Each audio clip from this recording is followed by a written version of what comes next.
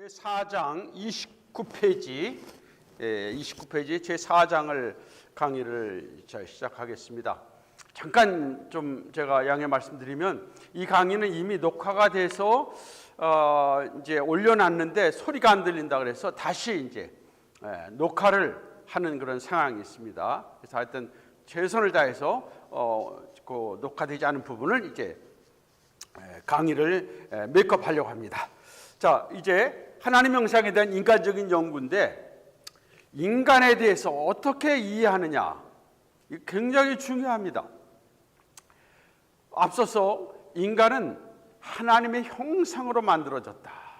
하나님을 닮은 존재로 만들어졌다. 인간, 중요한 겁니다. 인간, 하나님의 형상.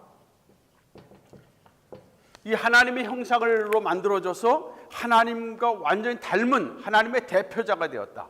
하나님의 통치를 우임받는, 기능적인 면에서 통치를 우임받은 자가 되었고, 윤리적인 측면에서 하나님의 거룩한 성품을 받은, 그래서 하나님과 인격적인 교제를 할 수 있는 자가 되었고, 이제 형태적인 면에서 하나님의 영광 가운데 함께 거할 수 있는 그러한 존재가 되었으니까, 이런 하나님의 형상으로 만들어졌다는 것이 인간은 만물의 영장이 아니라 만물과는 구별된 하나님의 영광에 참여할 수 있는 자로서 너무나 존귀한 존재입니다. 인간이.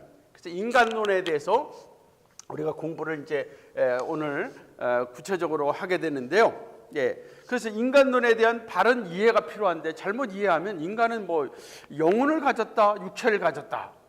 그러면서 어떤 경우에는 기독교적인 면에서 좀 잘못된 면에서는 영혼에 대한 너무나 관점을 강조함으로써 육체에 대해서 무시하고, 그러니까 육체에 대해서 무시하니까 육체적인 삶도 무시하고, 이 땅에서 삶이 그렇게 별 의미가 없이 영적인으로만 하다 보니까 이원론적인 이분법적으로 가는 것도 잘못된 거예요. 왜? 하나님의 창조는 우리 몸도 창조하신 것이고 또 이 피조 세계도 창조하셨기 때문에, 그리고 하나님의 구원은 온 피조와 우리 몸까지 다 구원하시는 전인체적인 우주적인 구원이기 때문에 우리가 조금이라도 무시하거나 그걸 거부할 것은 아무것도 없는 거예요.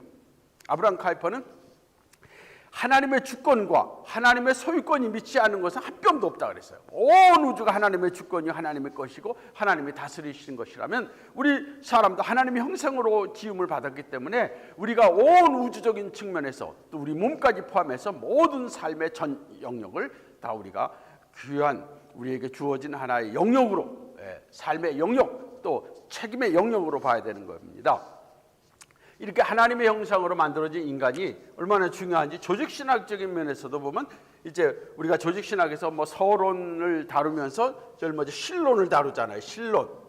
하나님은 어떤 분이신가? 하나님은 어떤 분이신가? 삼위일체 하나님에 대해서 다루면서 신론 다루고, 그러면서 이 하나님이 사람을 창조하셨다. 인간론을 다룹니다. 인간론을 다루고, 인간론을 다루는데 이 인간이 타락한 가운데서 이제 이를 구원하실 예수 그리스도에 대해서 기독론을 다루고, 예수님이 오셔서 우리를 구원하시는 구원론을 다루는 거예요. 구원론. 그리고 이제 이런 역사에 성령님이 어떻게 역사하시는가, 성령론이 또 다뤄지고, 성령론. 그리고 성령론과 함께 이제 성령께서 그리스도의 몸을 이루는 교회론이 이제 다뤄지는 겁니다. 교회론이 다뤄지면서 여기에서 이제 그리스도인들의 윤리가 또 다뤄지고, 삶의 윤리가 다뤄지는 것이고, 그리고 마지막에 종말론이 다뤄지는 거죠. 종말론. 우리가 하나님에 대해서 바로 하는 것은 그거는 당연한 것이고, 그리고 나서 인간에 대해서 어떻게 이해할 것인가 중요합니다. 그래서 앞서서는 하나님의 형상으로 만들어진 존재를 우리가 세 가지 측면에서, 기능적인 측면에서, 또 윤리적인 측면에서, 형태적인 측면에서, functional, ethical, formal한 측면에 살폈고, 그 다음에 이제 relational 관계, relationship의 관계, 이 관계적인 측면에서 하나님과 관계, 그다음 이웃과의 관계, 피조물과의 관계 속에서 인간은 독특한 존재라는 거예요. 그렇죠? 그리고 자신과의 관계, 자를 가진 존재라는 거 또 우리가 살폈는데, 그건 또 계속해서 살피도록 하겠습니다. 자, 그럼 인간론에 있어서 오늘 이렇게 이제 중요한 인간은 어떤 존재인가? 여기서 우선은 피조체로서의 인간. 피조체로서 인간. 간단히 설명을 먼저 합니다. 그다음 피조체로서 인간은 하나님이 창조하셨다는 거예요. 창조한 창조물, 피조물이에요. 그렇기 때문에 이거는 절대적 의존성을 가졌어요. 의존성. 인간은 절대적으로 하나님께 모든 것이 달려 있어. 하나님의 손끝에 다 달려 있어. 인간은 절대적으로 하나님을 떠나서 살 수 없는 그런 존재라는 거예요. 또 함께 피조체로서 인간에게 하나님은 참 자유의지를 주셨어요. 자유함을 주신 인격성을 가졌어요. 인격성. 이제 구체적으로 좀 살피겠습니다. 그래서 이 피조체로서 인간은 하나님께서 창조하셨기에 하나님께 절대적으로 의존하는 존재인 반면에 하나님께서 참 자유의지를 주신 인격적으로 하나님과 교제할 수 있는 인격성을 가졌다. 이 두 가지가 어떤 면에서는 서로 대립되는 것 같지만은 이것은 서로 양존하면서 함께 조화를 이루어야 되는 거예요. 어느 한쪽을 강조하면, 의존성만 강조하면 인간은 로봇이에요. 그냥 운명론, 결정론에 빠져버려. 하나님이 다 모든 가지고 인간은 아무것도 아닌 존재가 되버려. 하나님께 다 붙들려 있는 그런 존재로서 의존성. 이것만 강조하면요. 그리고 인격성만 강조하면 인간은 자유의지로서 자기 마음대로 할 수 있는 존재다. 그러니까 이제는 하나님 없이도 인간은 스스로 모든 걸 할 수 있다는, 스스로 어떤 자율적인 존재를 강조하다 보면 스스로 신이 돼버리고 하나님을 떠나게 되는 이런 또 문제가 생겨요. 이 두 가지가 같이 양존해야 됩니다. 그리고 나서 우리가 두 번째 살필 것은 우리는 이제 통일체죠. 통일체. 인간은 뭐냐? 인간은 통일체다. 인간은 육체만 가지고 있느냐? 인간은 영을 가지고 있느냐? 아니면 혼을 가지고 있느냐? 이렇게 구분하려고 하는데 이런 구분은 인간에게 구분이 될 수가 없는 거예요. 우리가 우리 몸으로 한다면 손, 발, 머리, 우리 몸을 이렇게 우리가 좀 구별을 할 수 있지만 이 구분해서 잘라버리면 이게 안 되는, 사람이 살 수가 없는 거죠. 인간도 마찬가지. 인간이라는 것은 육체, 영, 혼이 하나의 통일이에요. 우리 몸과 손, 발, 다리가 하나에 붙어서 하나의 통일체를 이루는 것처럼 이것도 통일체로 있는 거예요. 떼어낼 수 없는 거예요. 그래서 이런 통일체 문제를 다루는데 먼저 이제 피조체로서의 사람을 여기서 다룹니다. 자, 피조체로서의 사람. 여기서 우리는 하나님과의 관계 속에서 하나님과의 관계에 전적으로 하나님께 모든 것이 의존되었다. 이걸 또 다시 한번 강조를 합니다. 그런 것과 함께 하나님과의 관계 속에서 인간은 하나님 앞에 참 자유의지, 프리윌, 자유의지를 가지고 인격적으로 하나님께 반응하면서 하나님을 섬기고 예배할 수 있는 그런 존재다. 로봇 같은 존재가 아니라 인격적인 존재로서 스스로 자기의 마음을 다하고 뜻을 다하고 성품을 다해서 하나님을 사랑하고 섬기고 하나님의 뜻에 순종할 수 있는 그런 인격적인 존재, 책임성 있는 존재라는 것을 이제 살펴야 됩니다. 하나님과의 관계 속에서 성경에는 29페이지 제일 밑쪽에 보면 피조성과 관련돼서 성경은 모든 피조물이 전적으로 하나님께 의존되어 있다. 성경에 보면 오직 주는 여호와시라. 하늘과 하늘들의 모든 하늘과 1월 성신과 땅 위의 만물과 바다와 그 가운데 모든 것을 지으시고 다 보존하시니 모든 천군이 주께 경배하나이다. 하나님께서 만물에게 생명을 주신다는 거예요. 보존하시고 모든 피조물이 하나님의 뜻에 전적으로 의존되고 있다는 것을, 하나님이 모든 피조물에게 생명 주시고 전적으로 의존하는 거예요. 우리 사람에게도 하나님께서 오늘도 우리 마음속에 모든 걸 우리에게 생명을 주시잖아요. 호흡을 주시잖아요.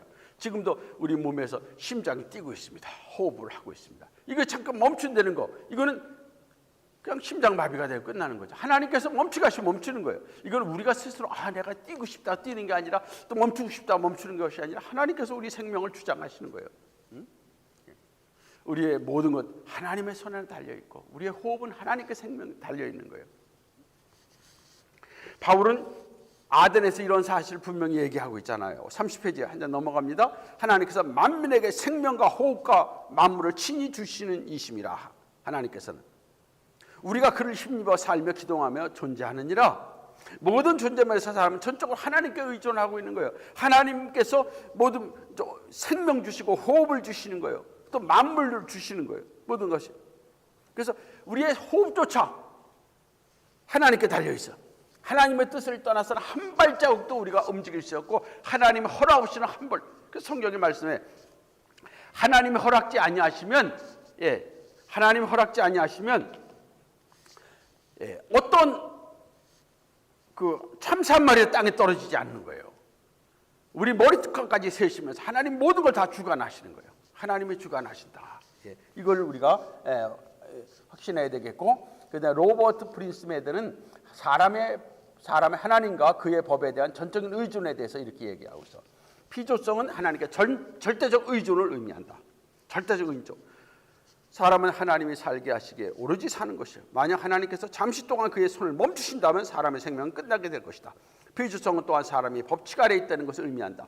하나님께서 세우신 일반 은총 가운데 세우신 중력 법칙, 체온, 내부의 기능, 수학과 물리학, 유전학의 법칙이 있다. 이런 법칙에 종속되는 거예요. 하나님께서 우리 사람을 이렇게 하나님께서 세우신 법에 하나님께서 다 그 아래 있게 하시는 거예요. 중력 법칙의 아래 또 우리 몸의 체온이 36.5도를 유지할 수 있도록 하고 모든 유전의 법칙 이런 것들을 하나님이 세우신 법 안에서 인간은 거기에 딱 묶여 있게 하시는 거예요. 하나님.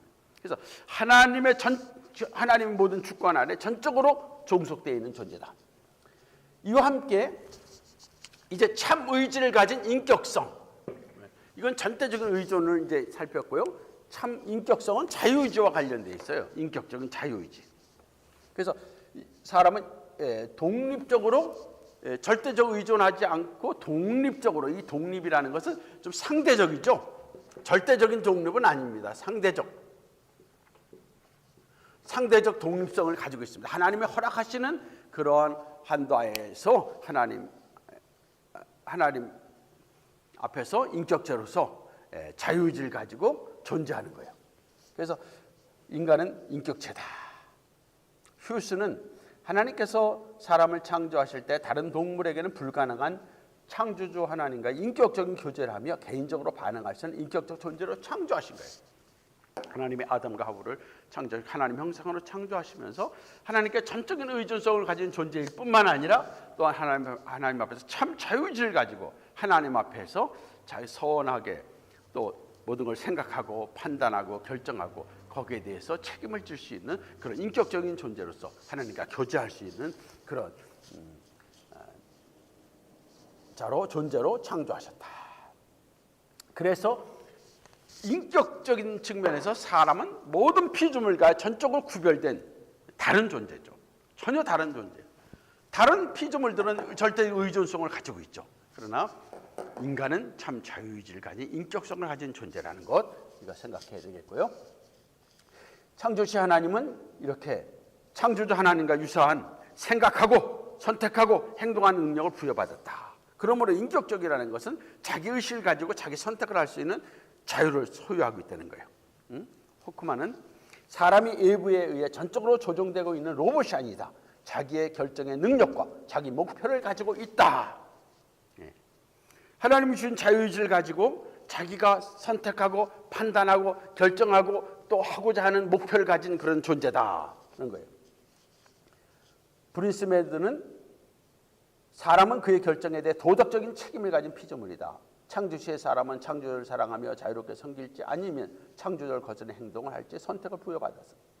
이런 인격적인 책임을 가진 존재예요. 그래서 사람은 잘했을 때 거기에 대해서 하나님이 칭찬하시고 하나님이 상급을 주시고 축복하시고 아담과 하와에게 명령하시고 이렇게 행하라 할 때 하나님께 그가 전적으로 인격적으로 순종하고 사랑하고 헌신하고 하나님 중심으로 그가 전적으로 살았을 때 하나님은 그에게 풍성한 더 큰 하이어스테로서의 그의 인격적인 성장과 그의 성품과 그의 모든 면에서 하나님의 창조하신 목표의 그 완전성에 더 나아갈 수 있었을 그런 축복을 받을 거예요. 그러나 불순종할 땐 거기에 대한 책임을 지고 거기에 대한 형벌과 거기에 대한 하나님의 심판이 임하는 거예요.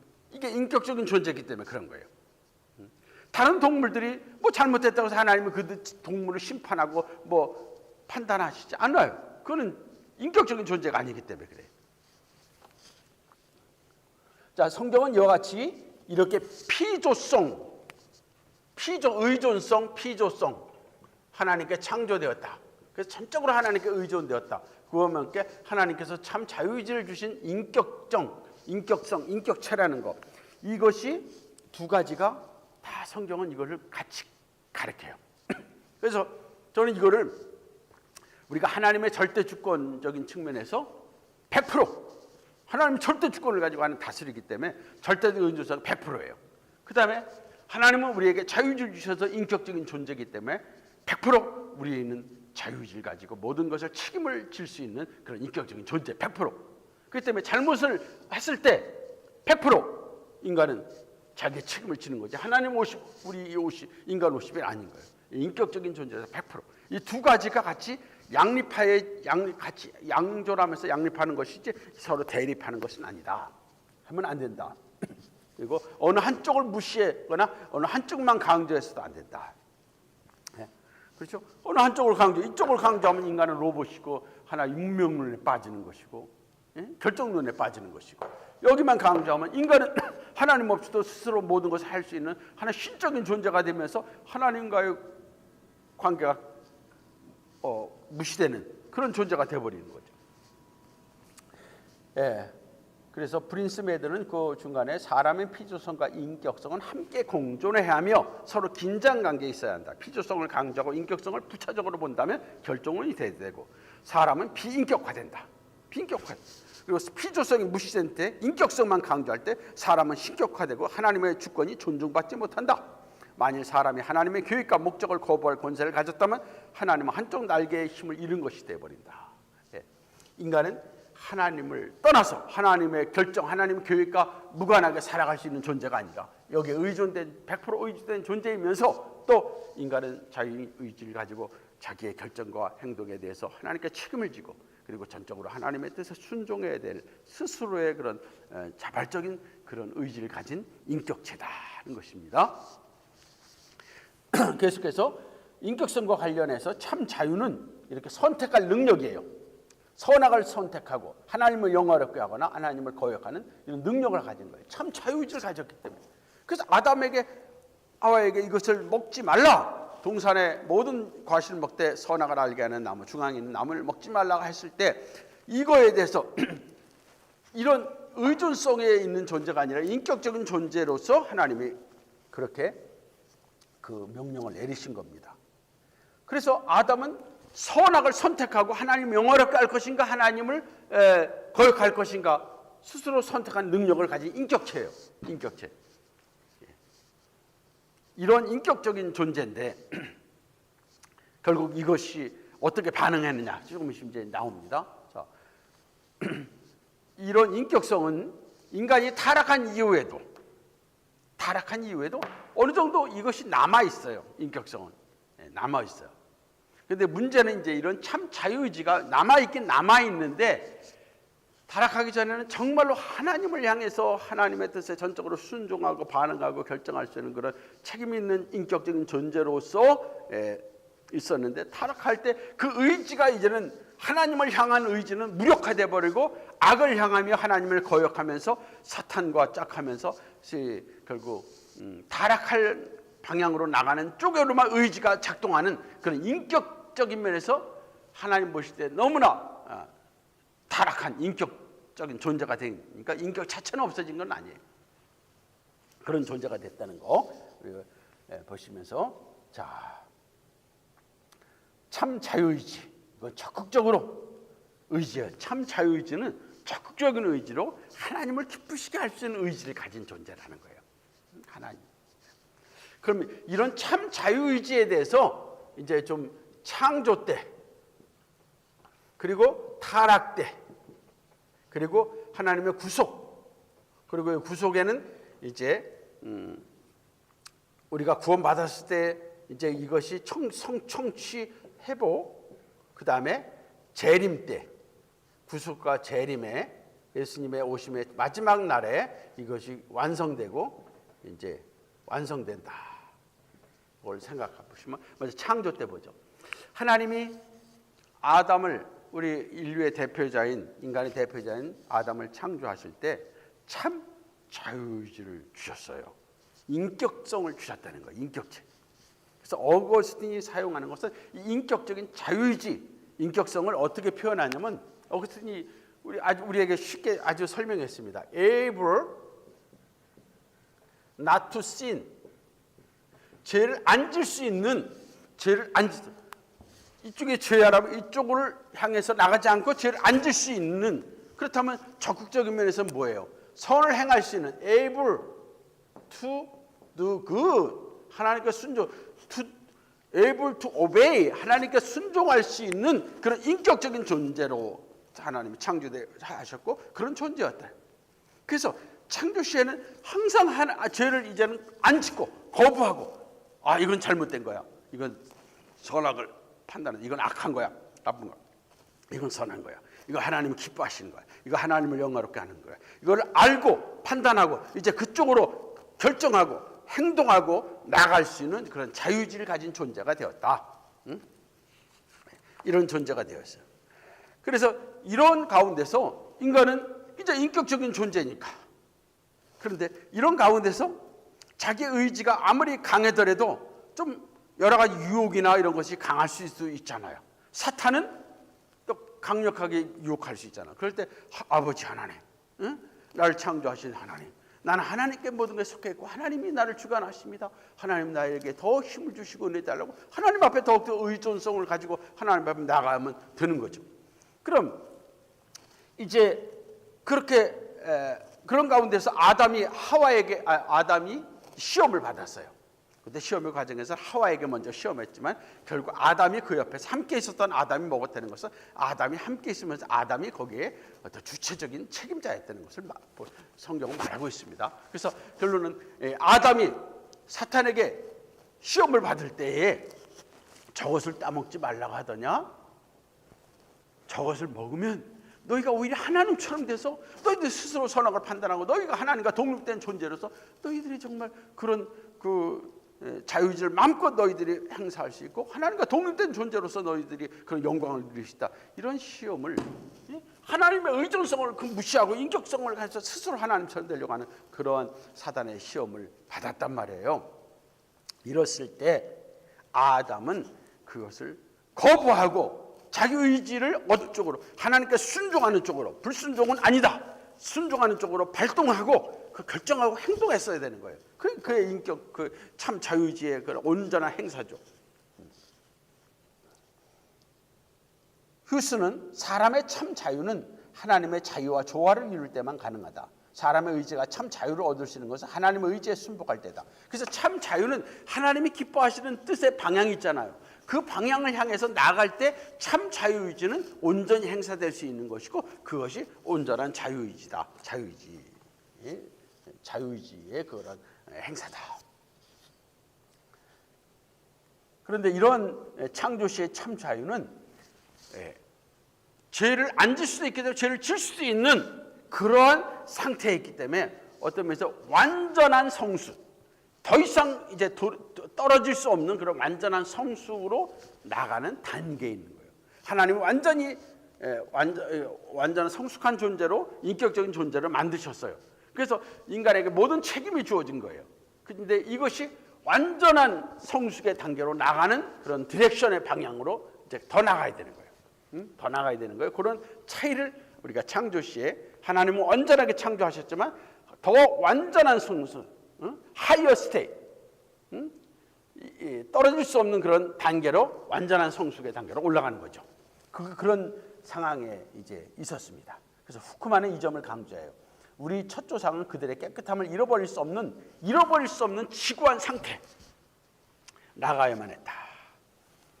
그런데 타락에 의해서 참 자유의지, 참 자유의지입니다. 자유의지, 참 프리윌을 잃어버린 거예요. 그렇다고 의지 자체를 잃어버린 게 아니라, 인격성이 없어져 버린 거 아니라 참 자유의지는 뭐냐면, 참 자유의지는 하나님을 향해서 나가고 하나님의 뜻에 온전히 순복해 나갈 수 있는 그런 참 자유의지를 잃어버리고 이제는 오히려 반대로 하나님을 거역하면서 온전히 죄 가운데 빠져는 죄의 종이 되는 그런 자유의지를 가진 존재가 돼버린 거예요. 그래서 오늘날 타락한 사람들은 이제는 자유의지를 가지고 자기들 스스로가 죄로부터 돌이켜서 하나님의 뜻을 행하며 하나님의 기뻐하신 이쪽으로 나갈 수 없는 그런 존재가 돼버린 거예요. 그래서 전적 타락, 전적 무능력이라는 것은 이런 자유의지의 전적인 무능력, 타락을 말합니다. 더 이상 인간은 영적으로 하나님 앞에 반응할 수 없는 존재다. 하나님의 뜻에. 이것은 하나님을 향해서 나가는 그런 하나님의 의를 추구하는 쪽에서는 없지만은, 그러나 인간 안에서 인간 스스로 하나님이 원하시는 수준으로 향해서 나가지는 못하지만 일반은총 가운데서 인간 스스로 인격적인 존재로서 자기들이 나름대로 그 어느 정도 수준에서는 선을 행하고 또 의롭게 생각하고 인격적인 판단하는 것, 이것은 인간이기에, 하나님이 창조하신 인간이기에 아직은 여전히 일반은총 속에서 그런 인격적인 모습은 우리 사람에게 남아있는 거예요. 아직 그것까지 잃어버리지는 않았습니다. 이 참 자유의지, 그래서 예수님께서는 이 자유의지에 대해서 참 자유의지 상실을 얘기하셔요. 그래서 죄에게 종로로 됐다.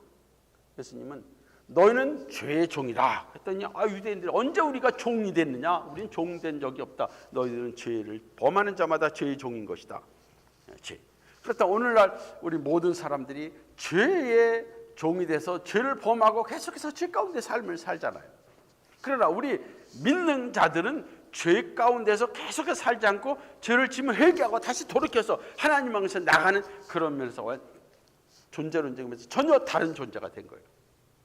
불신자들은, 아직 구원받지 못한 자들은 여전히 죄 가운데서 죄의 종로로서 하면서 그저 일반은총 속에서 나름대로 서운하게 반응하고 뉘우치는 정도는 있을지 몰라도, 그러나 하나님 보시기에 하나님을 기쁘시게 하고 마음을 다해서 하나님을 향해서 나가는 그런 면이 없고, 그리고 잘못했을 때는 회개하고 하나님 앞에 다시금 돌아서는 그런 면이 없는 거예요. 그래서 사도 바울도 이 중생 이전에 신자들은 죄의 종이었다. 죄에게 종로로 됐다. 전에 너희가 구원받기 전에 너희가 불법의 부정에 너희 지체를 내준 것 같이 너희가 죄의 종이 되었을 때, 그러니까 예수 믿기 전에는, 구원받기 전에는 자유의지가 영적으로는 하나님을 향해서 나가지 못하고 그저 죄 가운데서 행하는 죄의 종으로서 죄의 종로로 사는 상태에 있는 것이다. 그러므로 타락한 자들은 스스로 이제는 구원받을 그런 가능성, 그런 면에서 전적 무능력한 상태가 되어버린 겁니다. 이와 함께 이제 이 타락에 대해서 루터와 칼빈은, 루터는 사람이 하나님께 돌아오려고 할 수 없고 구원에 이르는 과정에서 어떤 역할 수 없다고 해서 오직 믿음으로만 구원받는 것이지 그 외에는 인간 스스로 어떤 선을 행하면서 자기 의지를 통해서 하나님 앞에 나갈 수 없다. 이것을 루터는 강조했고요. 참 자유의지를 잃었고 그리고 죄에게 종이 되었다. 칼빈도 이 타락한 사람이 죄의 종이를 얘기하고 있습니다. 의지가 사람의 본성으로도 분리될 수 없기 때문에 욕심의 종이 되어 의를 갈망할 수 없다. 이와 같이 사람은 참 자유를 잃었기 때문에 잘못된 선택을 하고 있고, 사람은 지금 죄에게 종이 되어 적극적으로 죄를 짓고 있다. 가장 큰 죄는 하나님을 향하고 하나님을 향해서 하나님이 나의 창조주요, 하나님이 나의 모든 것의 주인이고 하나님은 나의 하나님이시다, 창조 참 하나님이시다, 이걸 인정하고 나가는데 이걸 인정하지 않는 것이 가장 큰 죄입니다. 그리고 마귀에게 짝하고 그 세상을 짝하면서 자기의 그런 죄악된 본성에 따라 살아가는, 이것이 죄의 종로로 사는 모습입니다. 가장 큰 죄는 하나님과의 관계를 거부하고 하나님을 인정하지 않는, 하나님을 섬기지 않고 예배하지, 이거 가장 큰 죄죠. 믿지 않는 것이 가장 큰 죄입니다. 자, 이제 구속을 통해 회복된 자유예요. 구속을 통해서, 구속을 통해서 이제 회복. 그럼 구속을 통해서 회복이 됐는데 already, 이미 already, 그런 난예시에 완전히 우리가 자유의지를 회복한 것은 아닙니다. 완전한 자유. 그럼 이제 어떻게 회복이 됐느냐? able not to sin, 죄를 안 질 수 있는 자유의지를 이제 회복했어요. 어떤 면에서는 아담의 상태처럼 able to do good, 이런 상태로 회복이 됐어요. 우리 믿는 사람들은. 이제는 예수 믿는 사람들은 이제 하나님을 아버지로 섬기면서 아버지의 뜻을 생각하고 아버지를 향해서 나아가고 하나님을 이제는 섬기는 그런 믿는 그런 자가 되었기 때문에 자유의지를 이제 회복했기 때문에 그런 거예요. 참 자유의지를. 그리고 선을 이제 행할 수도 있고 죄를 안 지을 수 있는 그런 쪽으로 이제 나갈 존재가 된 거죠. 이 중생은 이제 그런 쪽의 시작입니다. 성취가 됐고 시작이 된 거예요. 이 과정을 계속해서 참 자유의지를 계속해서 이거를 회복시켜 나가는 것이 성화입니다. 성화. 이 성화를 과정을 통해서 우리는 계속해서 나가다가 잘못돼서 죄를 지려고 하면 죄를 지면 용서해 주십시오 하고 또 하나님 앞에 회개하고 하나님 앞에 자꾸 나가는 거, 이게 성화의 과정이에요. 예수 믿는 사람들은 이런 성화의 과정에 있는 것이고, 믿지 않는 자들은 이런 성화의 과정이 아니라 그냥 일반은 중 속에서 나름대로 또 선을 행할지 몰라도 그것은 하나님 앞에 믿음으로 행하지 않는 건 다 죄라 그랬어. 하나님을 인정하고 하나님을 섬기면서 하나님과 관계를 거부하고 생하는 그런 모든 것은 다 죄고 죄악된 삶이에요. 그건 악한 삶이에요. 그러니까 결국 악의 죄의 종노릇해서 세상 사람들은, 믿지 않는 자들은 살아가는 것이고 그들은 구원과 관계 없는 거죠. 그래서 우리는 믿지 않는 자들에게 복음을 증거해서 저들이 믿고 구원받아 이제는 하나님 앞에 돌아서서 참 자유의지를 가지고 이제는 하나님을 섬기는 자들이 되도록 하는 것, 구원받아 영원한 하늘의 영광에 참여하는 자들이 되도록 하는 것이 우리에게 중요한 사명입니다. 자, 이것이 이제 참 자유의지가 회복이 됐는데 그러나 완전한 자유의지의 완전한 완성은 어디냐? 이거 어거스틴은 그는 not able to sin. not able to sin은 죄를 질 수 없는 상태가 되는 거예요. 죄를 질 수 없는 거예요. 이제는 여기서 타락의 때는 not able not to sin이에요. 여기서 not able not to sin, 타락에서는 not able not to sin. 이건 뭡니까? 죄를 안 질 수 없는, 죄만 칠 수 있는 존재가 되어버리는 거예요. 타락은요. 근데 타락해서 구원받아서 그럴 때는 다시금 아담의 상태처럼 이제는 able not to sin, able to do good, 선을 행할 수 있고 이제 죄를 안 질 수 있는 자유의지의 회복이 됐습니다. 그러면 우리가 아담에보다 더 완전한 상태는 이제는 죄를 질래야 질 수 없는 완전한 상태, 그것은 우리 예수님이 이루시는 완전한 상태죠. 예수님이 이 땅에 사람의 몸을 입고 오셔서 죄를 하나도 짓지 아니하시고 그는 완전한 의를 행하시면서 이 땅에서 그는 완전한 하나님의 의를 행하신 분이에요. 우리의 대표자이죠. 그래서 예수님을 우리의 대표자로 믿고 우리가 영접한다. 그럼 우리는 그와 함께 연합하는 자가 되는 것이고, 그래서 그의 의를 우리가 받고 이제 우리는 그 의로운 그 상태에 이제 인정받은 건데, 그 의는 not able not to sin, 죄를 질래야 질 수 없는 완전한 의의 상태를 우리가 이제 예수님께로 받은 거란 말이에요. 그럼 받은 자가 되었으니까 이제는 실제 생활 속에서 우리는 이렇게 완전한 의를 행하는 쪽으로 가야 돼요. 그런데 언제 이것이 완성이 되느냐? 이 땅에서 성화의 과정인데, 재림, 주님 다시 오시는 그날, 마지막 주님 다시 오시는 그날에 우리의 자유의지도 완성돼 가지고 이제는 더 이상 not able to sin, 죄를 질래야 질 수 없는 그런 완전한 상태 속에서 이제 우리가 나가는 거죠. 완전한 상태. 그래서 그 상태가 우리의 구원의 완성입니다. 구원의 완성이요. 그래서 우리가 모든 것을 개인적인 종말과 역사적인 종말과 이것을 떼어낼 수는 없지만은 먼저 우리가 생각하는 건 개인적인 종말을 생각하는 거예요. 우리가 예수 믿고 구원받았다. 그래서 마지막 이런 영광에 이르는 것은 주님 곧 오시니까, 그래서 초대교회 성도들도 곧 주님 오실 것을 바라봤고 주님도 곧 오신다 그랬고, 성경에서 요한계시록 마지막 장 22장의 마지막 22장 마지막에 보면 22장에 3번이나 나옵니다. I am coming soon, 내 곧 오리라, 내 곧 오리라. 그리고 마지막 장 마지막 절에서 I am coming soon, 곧 주님 오신다 그럴 때 어서 오시옵소서, 마라나타. 그걸로 요한계시록이 끝나잖아요. 그때가 95년경에 성경이 기록됐단 말이에요. 그러니까 그 이전에 사도 바울도 그렇고 베드로도 그렇고 주의 오심이 가까웠으니 너희가 깨어서 정신을 차리고 근신하라, 이런 말씀이 있어요. 그래서 모든 성도들은 곧 주님 오셔서 이제 내 영혼을, 내 모든 것을 완전하게 하셔서 나를 완전한 구원으로 이끌 것을 바라보면서 살았어요. 그래서 살다가 주님이 오시기 전에 내가 먼저 죽으면 내 몸은 이 땅에 있고 영혼은 하늘로 가 있으면서 딱 그때 멈춰 있는 상태예요. 멈춰있는 상태, 모든 사람들이. 그래서 지금도 우리는 이 땅에 이렇게 살고 있다가 주님이 오시기 전에 죽는다면 우리 영혼은 하늘로 가고 육체는 땅에 있고, 그래서 딱 멈춰있는 상태가 되는 거예요. 그래서 주님 다시 오시면 육체는 살아나고 영혼은 합쳐지는 거죠.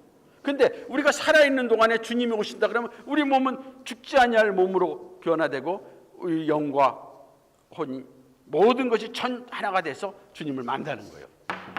그래서 이 자유의지의 완전한 회복도 주님의 재림의 그날에 있는 거예요. 자, 오늘 여기서 33페이지에 보면은 구속을 통해서 회복된 자유가 이게 이제 이런 완전한 상태로서 나가는 자유의지의 회복이다. 우리 그리스도인들은 이 땅을 살면서 완전한 자유의지의 회복을 향해서 지금 현재 우리 자유의지를 행사하는 이제 회복이 됐으니까 완전한 자유의지의 그런 완성의 상태에 이르기까지, 그때는 not able to, 죄를 질 수 없는 그런 완전한 자유의지, 그런 상태예요. 성숙한 자유의지의 상태까지 나가는 과정 가운데서 지금도 우리는 계속 성화의 과정을 살고 있고, 그러면서 우리의 자유의지를 우리가 잘못 행사해서는 안 된다.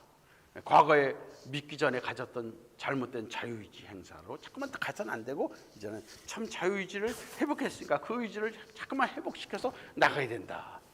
그래서 성경에 보면은 이런 자유에 대해서 너희가 이제 더 이상 죄의 종이 아니니 죄의 종을 매지 말고, 죄의 종이 되지 말고 너희가 계속해서 하나님께 순종하면서 이제는 하나님의 뜻을 향해서 나가는 쪽으로 너희의 모든 인격적인 그런 삶, 그리고 자유의지의 행사가 있어야 된다. 계속 강조를 하고 있어요.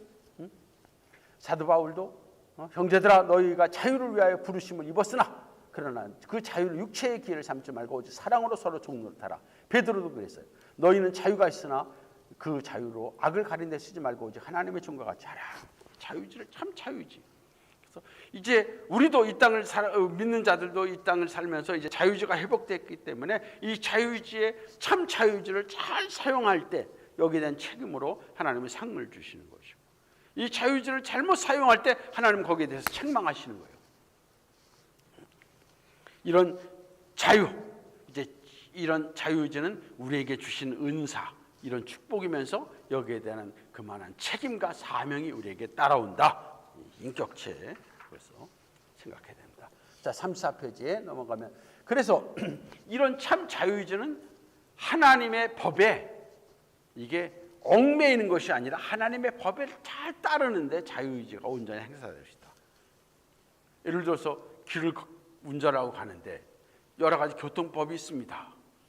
신호등에서 그린에서는 통과하고, 옐로에서는 속도를 줄이고, 그리고 레드에서는 멈추고, 그리고 라이트턴, 레프트턴은 어떻게 해야 되고, 이런 법에 따라서 잘 지킬 때 이 운전의 자유함을 누릴 수가 있는 거죠.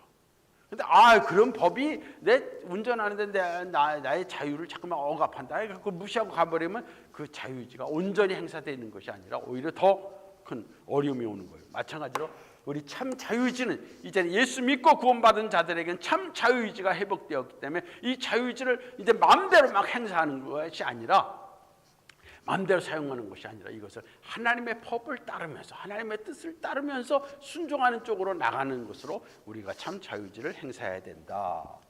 그래서 이 성경에서 말하고 있는 율법, 성경의 이런 말씀은 이것은 우리를 얽매이거나 우리를 이렇게 족쇄를 채우는 법이 아니라 우리의 자유를 온전히 행사할 수 있도록 하는 그런 자유하는 법, 자유하게 하는 법이다. 성경은 이렇게 말씀하고 있잖아요. 야고보는 율법에 대해서 하나님의 법을 자유하게 하는 온전한 율법이라고 말하고 있고요. 의학 박사인 폴 프렌드는 법을 몸을 지탱해주는 뼈와 비교하는 거. 뼈는 몸을 억압하기 위해서가 아니라 도와주게 있다. 뼈가 육체 활동을 자유롭게 하는 것처럼 법칙은 사회생활을 자유롭게 한다. 우리 몸에 뼈가 있는 것이 우리의 몸을 자유롭게 움직일 수 있도록 도와주는 거 아니에요.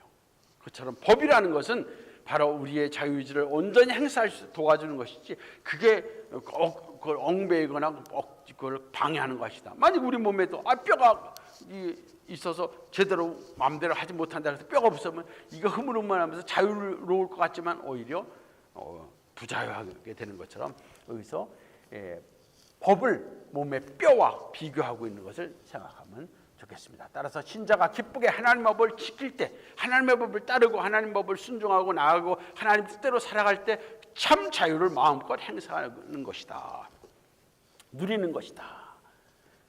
그리고 이러한 자유는 또한 하나님의 법을 따르는 것이기 때문에 하나님의 법은 하나님을 사랑하는 것뿐만 아니라 이웃을 사랑하는 것이고 피조물을 잘 관리하는 것까지 청지기의 사명까지 있는 거기 때문에 이렇게 인간의 자유의지는 하나님을 향해서 그리고 이웃을 향해서 그리고 모든 피조물을 향해서까지 잘 이것이 사용돼야 된다, 사용돼야 한다 이런 말씀을 드립니다.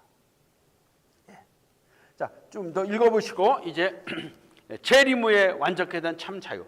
재림 후에 완성이 되는 거예요. 완전하고 최종적인 자유의지가 완성되는 거예요. 그때 모든 죄와 사망으로부터 벗어나서 완전하게 모든 것이 완전한 자유함에 이르게 되는 거예요. 모든 피조물까지도 완전한 자유함에 이르는 거예요. 그래서 로마서에 보면 모든 피조물들이 하나님의 아들의 영광의 자유, 그 영광스러운 자유함에 이르기를 갈망하고 기다린다 그래서 피조물까지. 우리가 마지막 주의 재림의 그날, 주님 다시 오시는 그날에 우리의 의지를 속박하고 있던 모든 것들에서 벗어나서 이제는 완전한 not able to sin, 죄를 질 수 없는 그런 참 자유의지를 마음껏 영원히 행사하면서 하나님만을 섬기고 하나님께 예배하고 하나님 중심으로 온 피조물을 다스리는 통치자로서 영광을 누리게 되는 그 마지막 재림, 이때 완전케 된 참 완전한 성숙한 자유를 누릴 수 있는 거예요. 이러한 자유는 우리 이제 마지막 재림에, 그래서 우리가 역사적인 재림을 잠깐만 생각하게 되면 우리 성경에서 말씀과 좀 이렇게 뭔가 괴리감을 느끼게 돼요. 그래서 역사적인 재림을, 주님의 역사적인 재림은 확실히 있지만은 우리 항상 먼저 우리 그리스도인들은 개인적인 종말의 마지막 재림을 생각해야 돼요. 주님이 곧 오신다. 마지막 자기 개인의 종말을 늘 생각하면서 살아야 되는 거예요. 그러는 가운데서 마지막에 이제 주님이 오신다는 그날이 역사적인 재림이 되는 거예요. 그 역사적인 재림이 사람들에게 늦어질 수 있고 또 한 세대, 두 세대 넘어갈 수 있지만 그러나 개인적인 종말은 누구에게나 곧 오는 거예요. 곧 오는 거예요. 개인적인 오는 거예요. 개인적인 종말과 주님의 재림과는 그 시간적인 좀 그건 같이 연결이 되는 거예요. 개인적인 종말. 그래서 언젠가 주님을 만난다. 주님 앞에 선다. 주님이 나를 완전케 하신다는 그 마지막 종말, 그날을 바라보면서 기다리고 오늘도 우리는 살다가 주님이 오시면 역사적인 종말이 개인적인 종말과 일치될 때는 살아있는 상태 속에서 우리가 주님을 마지막 종말, 마지막 구원의 완성에 우리가 참여하게 되는 거예요. 자, 이것을 피조체 인격적, 오늘 특별히 자유의지 인격성에 대해서 많이 강조를 했습니다. 이제 한 가지 더는 통일체로서, 통일체. 그럼 통일체는 뭐냐?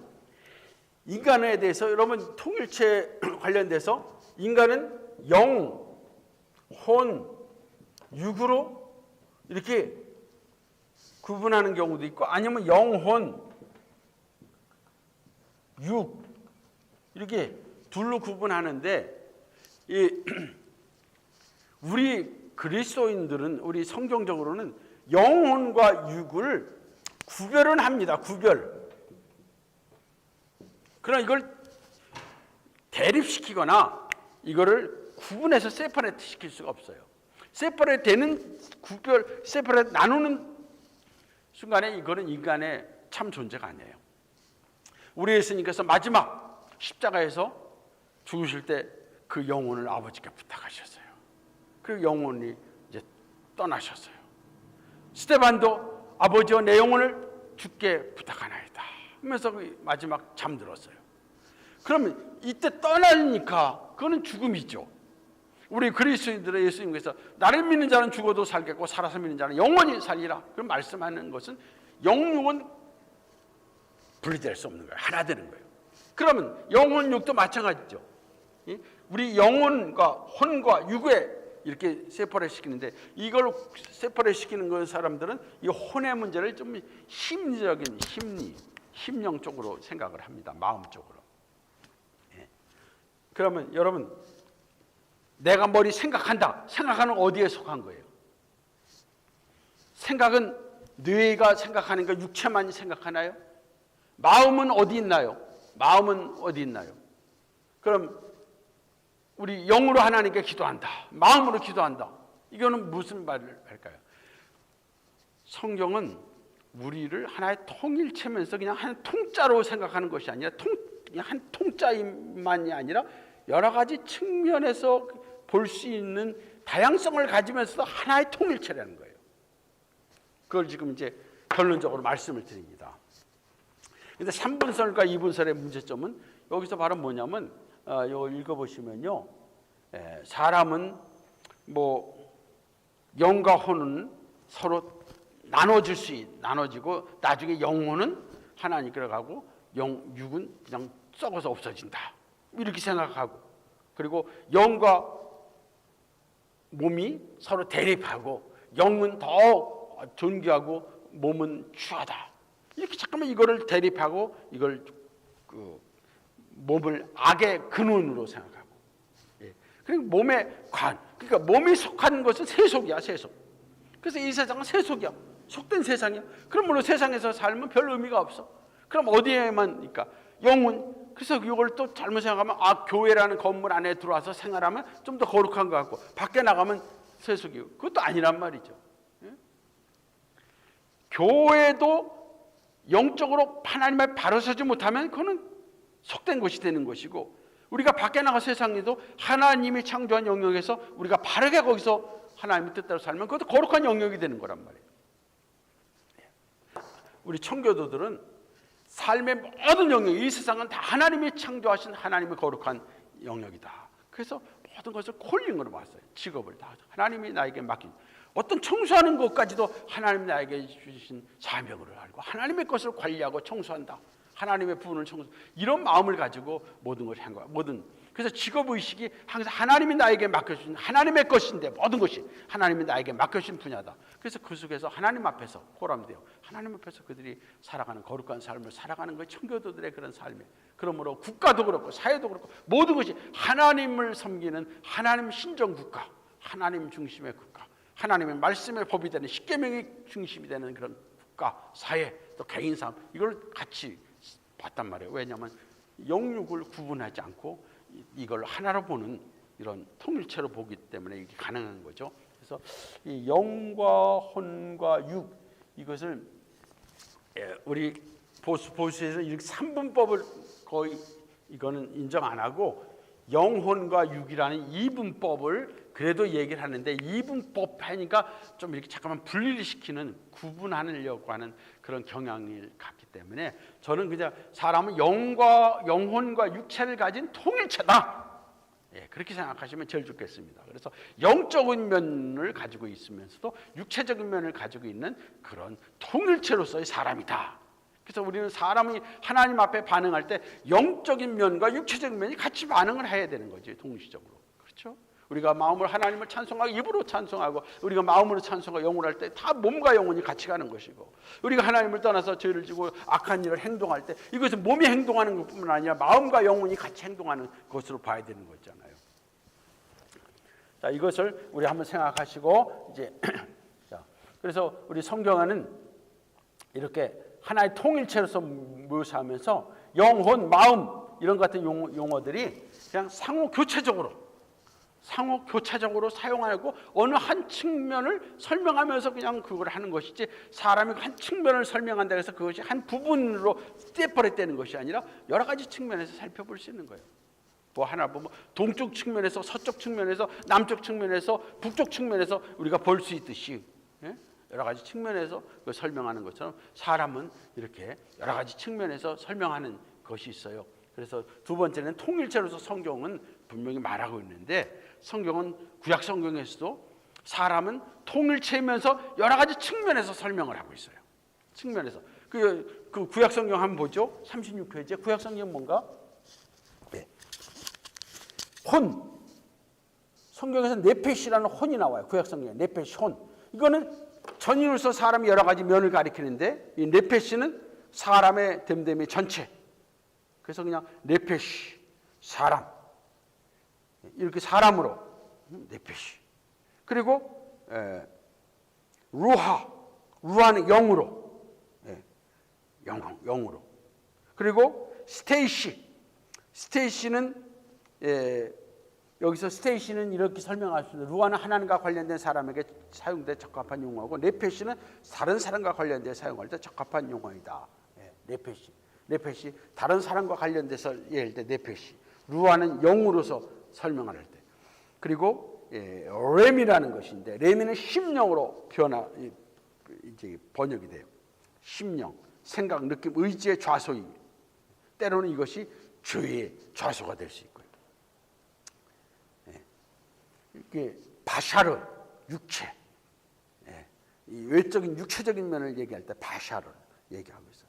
그래서 성경은 이렇게 때로는 어떤 사람을 가리킬 때 네페시라고 할 때 있고, 그 다음에 바샤르, 육체를 얘기할 때 있고, 루하, 렘, 이렇게 여러 가지 심령을 얘기할 때, 어떤 혼으로서의 그 면을 얘기할 때, 여러 가지의 측면에서 구약 성경은 얘기를 하고 있습니다. 그러므로 오늘 마지막 그 37페이지 중간에 보면 이 네 가지 구약의 용어들은 사람의 이분법적 또는 삼분법적 이론의 가능성을 배제한다. 필러 로빈스는 네 개의 용어들이 사람의 통일체의 다른 면들을 단지 나타낸다는 사실에 강조를 두어한다. 구약에서 사람은 전인격적 통일체로 생각했어. 그래서 때로는 혼, 네페시, 또는 루하, 때로는 렘, 때로는 바샤르, 이런 쪽에서 사람에 대해서 표현할 때 그거는 그대로의 여러 가지 측면에서 얘기하는 것뿐이지, 그것을 네 가지로 구분하는 것이 아니라 하나의 통일체로서 사람은 봐야 되고, 그래서 하나님이 우리의 심령으로, 하나님이 우리 영으로, 하나님이 우리 육체로, 하나님이 우리의 마음으로, 우리의 감정, 느낌, 이런 것들을 다 표현할 때 이것은 사람의 여러 가지의 통일체 안에 있는 측면들을 설명한다. 이렇게 해서 하나의 통일체로 보시면 되겠어요. 그러면서 그냥 한 부분적인 얘기를 할 때는 그 부분적으로 보시면 되지, 그걸 구분하려고 하지 말라 이거죠. 신약에서도 푸시케, 영혼. 그리고 푸뉴마는 특별히 영이에요. 그래서 이걸 푸뉴마가 정관사가 들어가면 성령으로 표현될 때 있고요.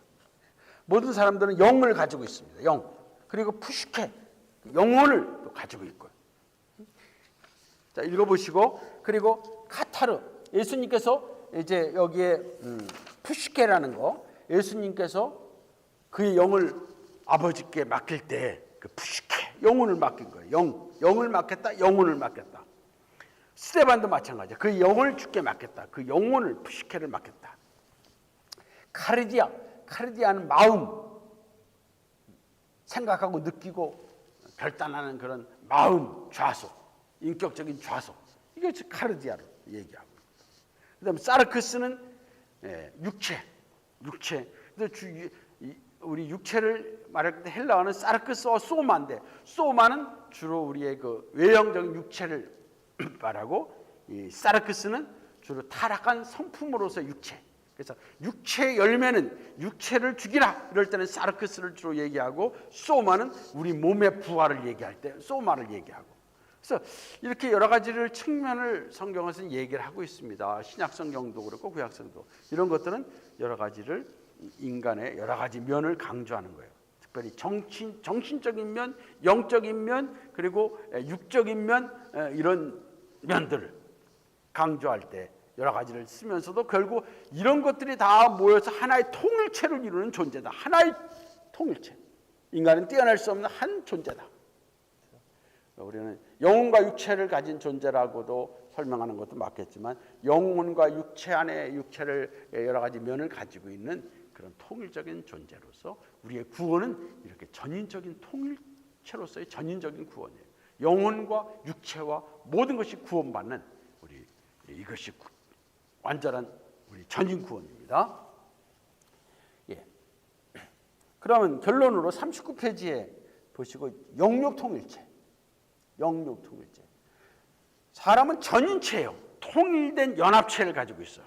그러면서 상호 보완적인 측면에서 육체적인 면과 비육체적인 면도 우리가 생각할 수 있고, 인격체이기 때문에 사람은 인격성을 가진 존재이기 때문에 그래서 인격적인 존재로서 사람은 행동하고 판단하고 결정하고 책임을 지는 그런 존재인 것이고,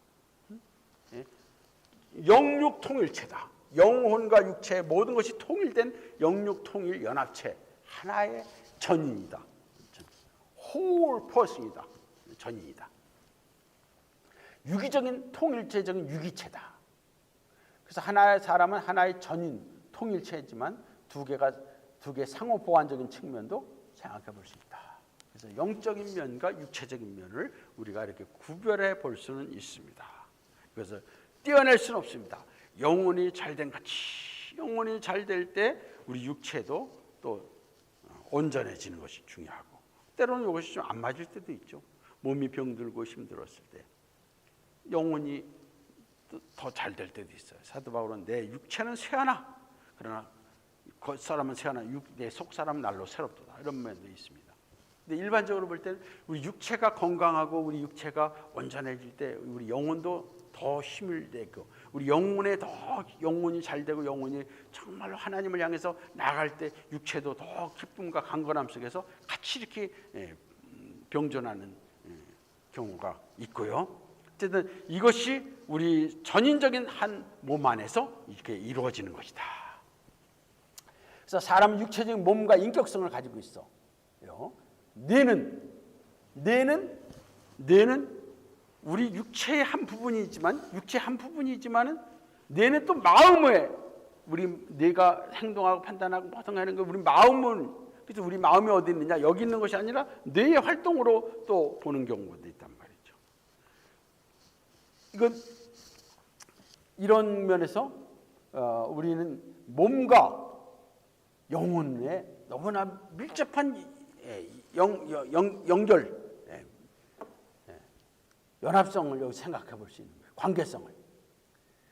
도널드 맥케이는 현재 삶 가운데 마음과 뇌 사이의 관계성에 대해 주요한 해석을 하고 있는데, 사람은 여러 가지 측면을 가지고 있는 통합된 통일체로서 고려해야 한다는 것을 주장한다.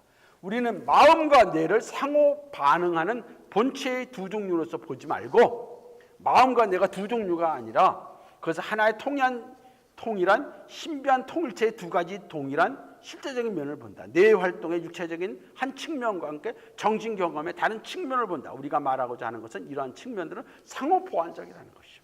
뇌의 육체적인 활동과 함께 이거 뇌의 마음의 그런 활동, 그러면서 이것이 결국 영적인 활동. 그래서 육체의 활동이 결국 마음과 영혼의 활동으로서 이게 다 연관이 되기 때문에 어디를 부분을 딱딱 띄어서 마음의 요건 마음, 요거는 영혼, 요거는 영, 요거는 육체, 이렇게 딱 구분할 수 없는 우리 사람은 하나님이 창조하신 인격체로서 우리는 통일된 존재다. 전인적인 존재다. 그리고 우리의 구원은 우리 육체까지도 우리가 구원을 받아야 될 이 몸까지도 큰 존재다. 육체가 영혼보다 뭐 취한 좀 낮거나 그런 악한 것이 아니고 영혼과 함께 육체도 거룩한 하나님의 성전이라고 그랬단 말이에요. 그래서 거룩한 성전으로서 육체, 그래서 영육의 온전함을 성경은 강조하고 있습니다. 마지막 같이 읽겠습니다. 39페이지. 이와 같이 사람은 피조 세계에서 영육 통일체의 상태로 존재하고 몸의 부활 후에도 그렇게 존재한다. 지금 살아있는 동안에 영육의 통일체로 존재하는데, 우리 몸이 부활했을 때, 주님이 재림하실 때 우리 몸이 부활하잖아요. 죽지 아니한 몸으로 바뀌어버리잖아요. 그때 우리 몸과 영혼과 이것이 하나의 통일체로서 그렇게 존재한대요. 재림 시의 완전한 구원은 몸의 구원을 포함하는 거예요. 구원은 몸 없이 완전하게 될 수 없기 때문이다. 몸의 영광스러운 변화는 새 땅에서 일어날 것이다. 주님이 다시 오실 그 날, 새하늘과 새 땅에서 온 하나님의 창조의 세계가 모든 저주와 죄의 결과로부터 다 벗어나서 새롭게 돼서 영광스러운 가운데서 하나님이 창조하실 때 보기에 좋았다라는 그 보기에 좋았음에 완전한 성숙한 상태로서 완전한 하나님의 새하늘과 새 땅을 다시금 새롭게 하실 것이고, 그리고 우리의 몸과 영혼도 새롭게 해서 아담이 가졌던 그 상태보다 더 완전한 성숙한 상태, 즉 둘째 아담으로 오신 예수님의 그 완전하신 그런 상태까지 우리가 도달해서 이제는 아담이 죄를 질 수도 있는, 안 질 수도 있는 이러한 인격적인 그런 자유의지의 상태 속에서 이제는 죄를 질래야 질 수 없는 완전히 의에 완전히 속한 성숙한 완전한 의의 상태 속에 이르는 그런 자유의지의 상태, 예수님의 그런 온전한 상태에 우리가 들어간다. 그래서 그때 이제 완전한 구원이 우리 영육에 일어나는 것입니다. 헤르만 리더볼스는 이러한 변화에 있어서 몸은 2분선이나 3분선에 의미해서 영이나 혼과 구분되는 사람의 육체적인 면을 의미하지 않는다. 오히려 존재의 한 전 형태인 전인을 의미한다. 이와 같이 사람은 피조 세계와 부활 후에 육체적인 형태와 비육체적인 형태로 구분될 수 없는 전인체로서 존재한다. 예, 그래서 이제 인간론에 대해서 그러니 마지막 우리가 주님의 재림의 그날에 우리는 육체와 영혼과 하나가 된 통일체로서 존재하는 것을 말씀하고요. 그러면서 지금 살아있는 이 땅에서 구원받으면서 이 땅을 살아가고 있는 동안에서 우리는 육체와 영혼의 가장 다 존귀한 하나의 부분으로 통일체로 여겨서 우리 그리스도인들은 영육의 모든 통일체로서 우리 몸이 우리 영이 관련된 하나님을 향해서 그리고 영과 육이 우리 전이지 관련된 이웃과 모두 피조물과의 관계 속에서 우리는 하나님 앞에서 책임 있는 인격적인 존재로서 이 땅을 살아야 된다는 것이 오늘 말씀입니다. 감사합니다.